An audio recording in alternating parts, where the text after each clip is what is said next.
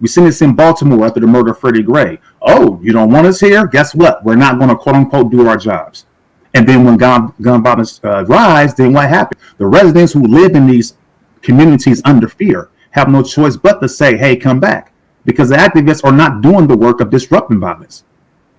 You can't just label it or simplify it as just violence that occurs by police officers. You have to look at all of it. Right? So here's the thing that's so key. And this really, you're seeing this now. Keep in mind, January of 2020, we had one homicide. It's a 17-year-old boy that was around the corner from where I used to live. Last month, we had 15 homicides.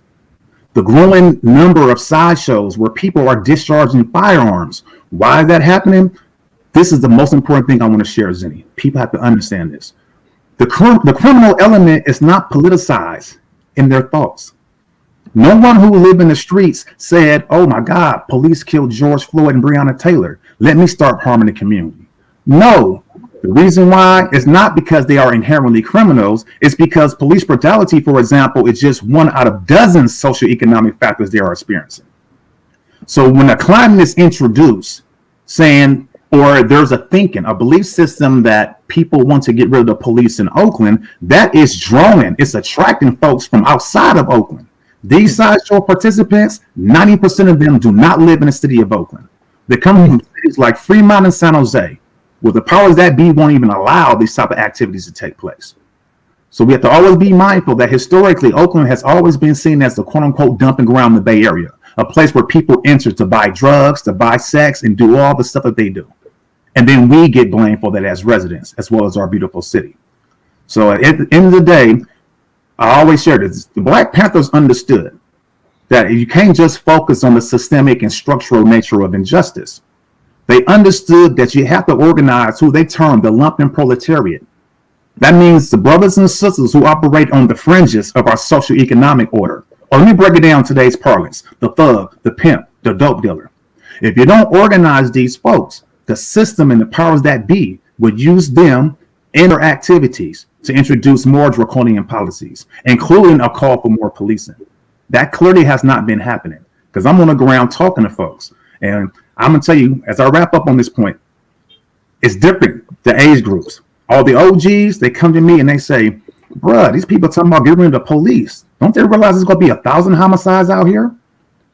But some people in the streets, that is a deterrent. For some people, it causes them to pause to think whether or not I want to pull the trigger and kill somebody. And absent of that, you can take the police out of the situation. I always said that's reactive. Who's going to interrupt gun violence? You follow me? Because there is unwritten rules in the streets of Oakland. You must retaliate. You have to, or your own will turn against you. So if I can't get you, I have to get somebody close to you, a parent, a sibling, a child, a best friend. You follow me? Absolutely. And here's the other piece of that, right? Because this is, I mean, it's a frightening time. There is a mass proliferation of firearms on our streets. The impact of COVID, shelter in place, mentally, emotionally, psychologically. We have a saying, hurt people. And sometimes these platitudes, they feel empty, right? It felt like something that's meant to console us. But we have to understand how people in the streets think. Because the young people have been telling me this. Not everybody young, but I got a lot of young people I mentor that's in that life. And they tell me this. Oh, what? They're going to get rid of the police? Oh, wow. I'm going to kill and rob everybody out here. Because we have to understand these are folks who are dealing with social economic factors, but they're not being organized or politicized in their thinking. We have to address both ends. It can't just segment one from the other, because it is a symbiotic relationship. But, I mean, here's my other question is, you were talking about the sideshows. How do we get to a point where all of a sudden these sideshows sprang up? Is there a group or some? I know it's business for some people, but how do these work, and why are they prevalent all of a sudden? Great question. So I think it's always important to consider the historical context. Let's start with the fact that California, America at large, is a car culture. I like to remind people NASCAR was started by white drivers who were bootleggers. You have to have proficient driving skills to evade law enforcement. The difference is the system legitimized that, right? They call it NASCAR. They go in a circle for 300 times, right? Burning gas, and we call that a sport. The same is never true when it comes to black and brown people. So going back in the 80s, I attended my first Sideshow in 1986. The violence was different. It was reduced. And this is why. A couple of reasons. It starts with, we used to have them at Eastmont Mall in the parking lot. OPD pretty much allowed us to have it, right? They wouldn't disrupt it. Right? Yep. You can't let it spill into the residential areas. Right. When the 90s occurred, they began to criminalize it. And all they did was displace it. They decentralized it. It went from a central location to now the nature of a sideshow is spontaneous. It can happen anywhere. All it takes is me, Zennie, and two of my buddies driving. I decide to do a donut. They do. And now we live in a world of social media. It goes live. People say, oh, this is where it's at. Yep. I want to add two more things that's so important as it relates to Sideshow. I want to just buttress your point with one statement on that. There's another video, I think even maybe in this video, there's a bunch of kids that saw this on Instagram and they made a video saying, hey, look, it's here. And they were riding to it. And I was like, blow me down. So there you go. Right. When I was a teenager, we didn't have social media. And I'm thankful for that because, woo, you talk about a cancel culture, they'd be booing me out of here, right? But yes, communication looks different. It's easier to organize these impromptu events. Here's the second thing that is making it problematic. Due to displacement, like the Sideshows was predominantly Black residents from Oakland. So we had relationship based on proximity. So we held each other accountable because the police used to always tell us, we'll let you do this, just make sure there's no violence. We want to have somewhere safe to go for recreation. We held each other accountable. Now, due to the displacement disproportionately of Black people, if you pay attention, people don't want to talk about this. I try not to politicize things by race, but there are hardly any Black participants in these sideshows the last several years. I know because I attend several just to see this for myself. So it creates a different paradox in terms of accountability for participants, especially if they're not from Oakland. Right? So how do you hold someone accountable that's doing an impromptu event that you don't have a relationship with? And as you can see, streets are blocked off. I mean, even law enforcement can't do this, right? And here's the third thing that's also key because it relates to displacement and going deeper. It's not just the loss of Black residents. It's really the loss of safe spaces for transition age youth between 18 and 24 to attend. Like I always tell you, when I grew up in East Oakland, Zennie, we had 3 movie theaters. We had a skating ring, a bowling alley. We even had a club in Alameda of all places for teenagers 16 years of age and older. Not only have those, I was there, right? Yep. Right, the Twilight Zone, right? Yeah. Right. Yep. If you remove those places for this age group to go somewhere safely and recreate, right? And then on top of that, the reality and impact of shelter in place. We call that adult timeout. It's only so long you can tell someone to stay in the house. It's only so long for this age group in particular, who most of them probably already experienced having a loved one killed by the time they reach middle age. So their concept of life and their own mortality looks radically different from you and I as adults with fully developed brains, right? So there's a number of converging forces at play. And I want to say this as what I think to be what could be a viable solution, or at least an alternative to this. Go back to, I know the city can't legalize it for insurance liability purposes, that's fine. But they can treat it as a low priority and curtail it off by the Coliseum in the industrial area. It won't interrupt. I just a thought. First of all, Derek Sue's running for mayor, says you're 100% right from Oakland. He's also a vlogger. Got to get you on too. He says Bay Area is about your ride. I used to cruise the boulevard back in the 70s. Police criminalized us for driving slow. So that's Derek Sue. But when I look at this, this Cadillac, right? You know what I think of? I think of, wow, they could be sponsors. They could draw sponsors who are tire manufacturers, and they could do contests. And the winning tire, right, gets is paired with the winning driver, and they have more contests. And the idea is, hey, what's the best tire? And they're doing tire tests for manufacturers without even knowing it. There's a huge business here that the city could get a chunk of.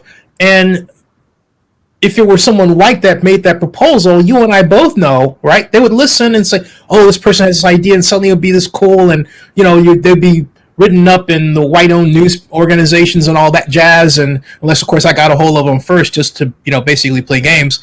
But it was news, right? But the whole point is, and I'm serious about that, folks, what I just said. And then all of a sudden, it's cool, which is really bothers me. You and I both have grown up with this idea that if it's black, the mainstream society, of which the mainstream media reflects, doesn't want to see it. Even to this day, there's always an asterisk, there's always a thing, and yet, obviously, people are doing it.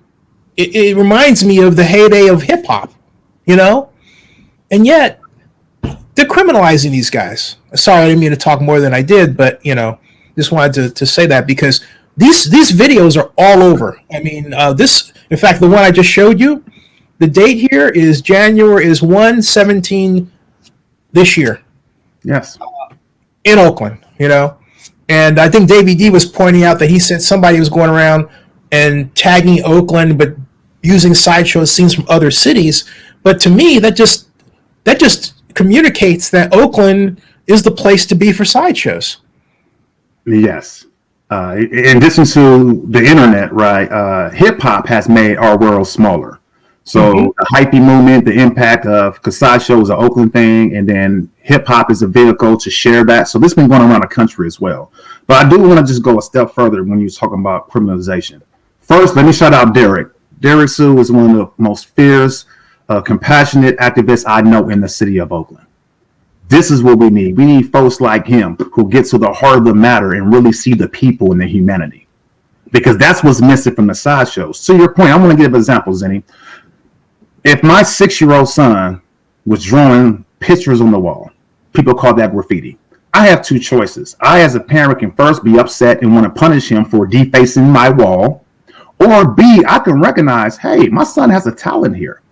Let me purchase him some art supplies. Let me enhance that gift of creativity as opposed to criminalizing it and shutting it down.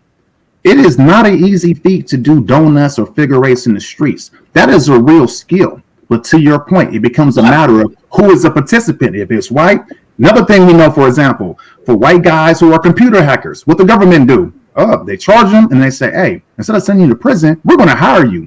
That way you can teach us to upgrade our security protocols because you're one of the few brightest people in this area. It's always about race, and we have to do a better job, not just as a society, but even as people of color, of making sure we're not drinking that Kool-Aid. Yep. And not only that, too, you said, talking about the skill, something that's taken, and Derek Sue said exactly, John, something that's taken, hey, you know what we can do? I don't know. I just realized if you wanted to have, Asian, African-American conversation, I could invite Derek in. That's up to you, Okay, cool. Hey, Derek, I'm going to send you an invite if you're, and here, and I'm going to text it to you. So that you'll get it, and while I'm texting it, the point I want to make with not the point I want to make, but what I want to share in terms of a thought with John is that photograph, that frozen video that you see there of that Cadillac. It might seem normal, but to me it's remarkable because that guy, he didn't hit anybody, in the audience. You talk about skill, that skill. And no one is concerned that, this guy's going to be out of control, right? Exactly. John, that is freaking remarkable. I mean, just straight out remarkable, and it's shameful to finish our theme here, or my theme within a theme. It's shameful that that people don't see this for what it is. These guys are like professional stunt drivers. Hollywood could recruit from this group, and they'd have new jobs. All right, stunt drivers, the Fast and the Furious, Oakland edition. Absolutely, the Fast and the Furious. Hey, Derek, I just emailed you the link to your email at Sue Derek. So check out that link and then come on in and join us because love to have your valuable voice. I can text it to you as well if that helps out. I'm trying to basically make sure that my multitasking skills